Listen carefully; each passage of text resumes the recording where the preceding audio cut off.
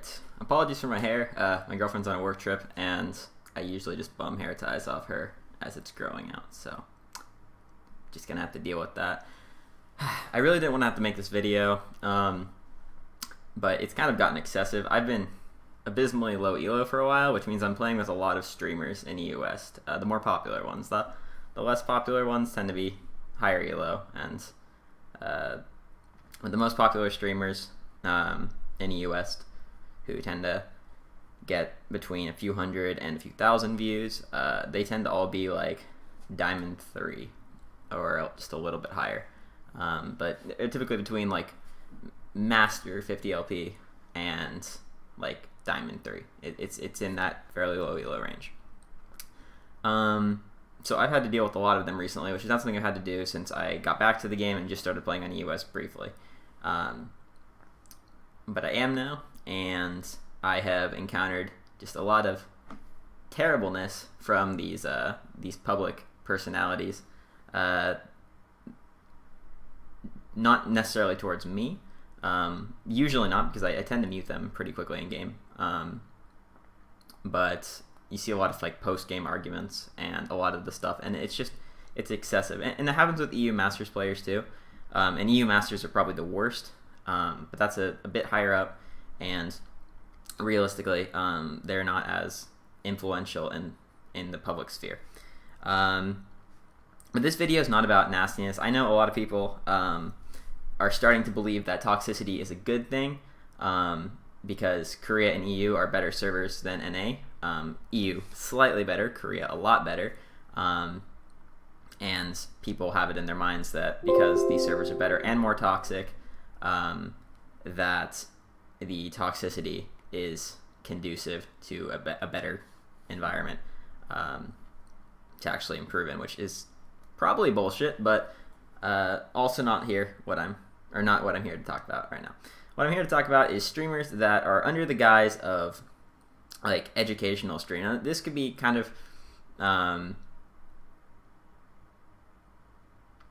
I guess it could be likened to infotainment videos, say on YouTube, that sort of try to give you some information, but the real reason is to entertain and make you feel a little bit less guilty about entertaining. And that's dangerous, because when you're cutting the line between entertainment and information, you might actually waste a lot of your time thinking you're doing something to help yourself. And watching these streamers is a prime example of that.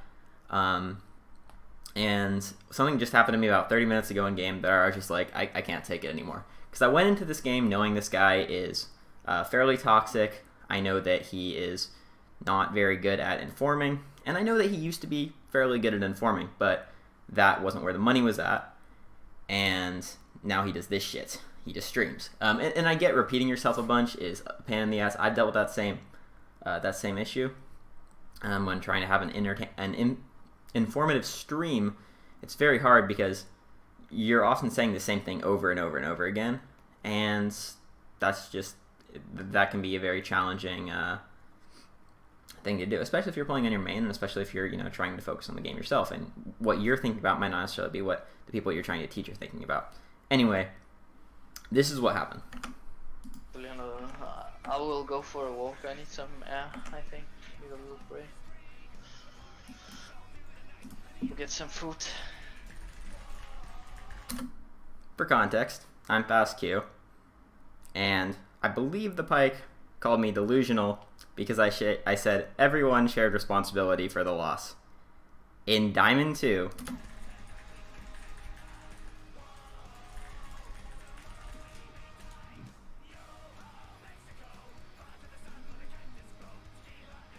dude, this guy's so delusional.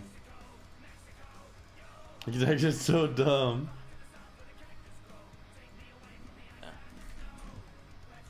I don't know what he thinks. He is some kind of fucking angel or something. He's being a retard. Alright, so the informative streamer and his duo, who were flaming in game, just threw away the idea that they are duo, by the way, and the quick check shows 20% win rate, I think before this game as well.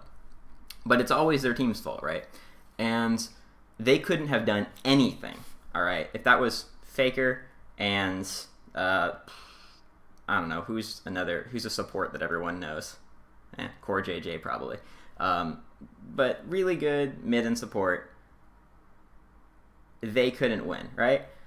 And that is the most ludicrous thing, because just off not even watching the VOD, and I'm focused on myself, and I'm definitely not playing amazingly, right? But they were shoveling all their responsibility on the Kled, of course, the jungle.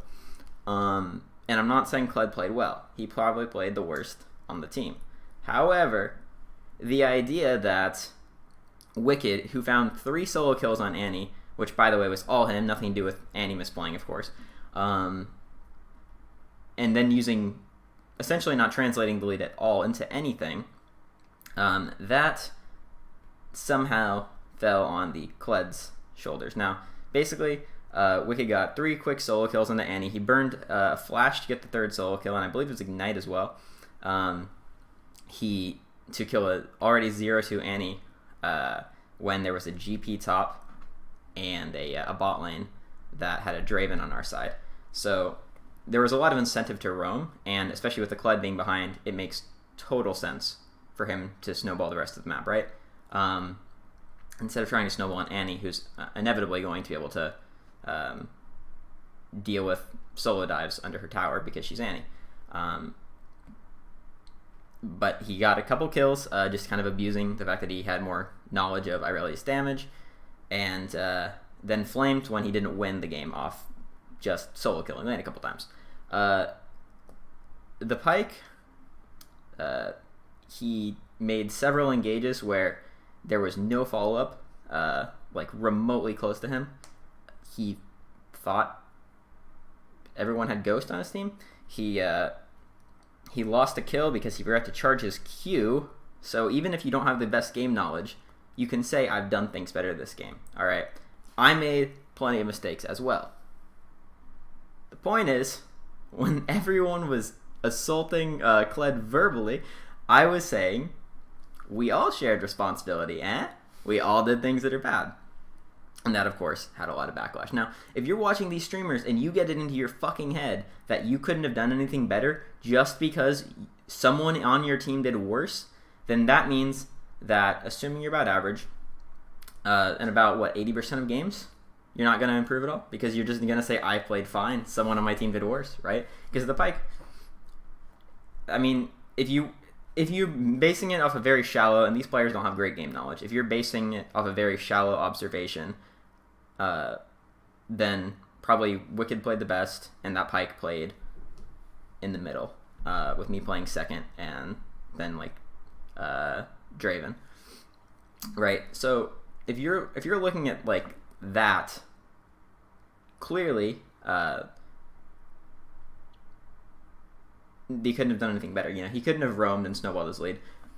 In reality, the fact that Wickd could be 3-0 on Irelia and not do anything with that lead is a massive mistake. It is a massive misplay.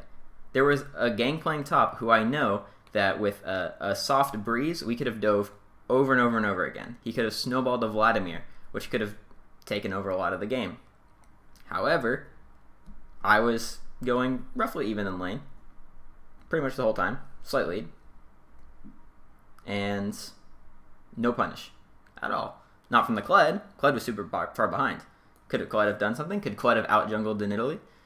Probably, yeah. But you know what else could have happened? Our mid laner, who was actually ahead, could have used that lead to snowball. But that didn't happen, and we lost the game because of that. We also lost the game because Quas was behind.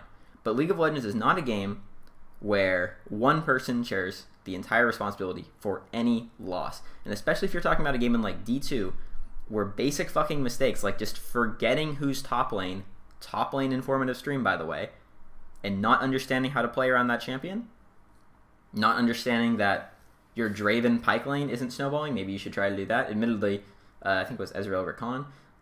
Kind of hard lane to gank, but when they're pushing, when they have a lead, not at all impossible. I I mean, that is just a gigantic error, and the arrogance that a streamer gets from having people in his chat agreeing with him will make these people more and more aligned to believe that they are always right, and therefore people that are watching them see this, they see it's an informative stream, they see they're higher elo than the viewers see this guy's, oh, he's like high diamond, oh, he was master once, oh, he was a pro 8 seasons ago. You know, this shit, this is what will prevent you from improving. If you see people that you idolize, that you look up to, and you see them shelling off responsibility. Whenever I lose on my stream, not whenever, but the majority of the time when I lose when I stream, and I don't stream a lot, so sorry, but I take a deep breath and I say, well, either there's not a lot I could have done, but here are all the things I could have done. Like going back, these are the mistakes that, without watching the VOD, because I know I made more if I had to watch the VOD, these are the main mistakes that I made. And then I think, well, would those have altered the course of the game? And I paid less attention to would those have altered the course of the game than how big of a mistake were they in the first place. And even if either of those players had done that analysis, which, by the way, Wickd had full option to win the game for us, but he chose not to.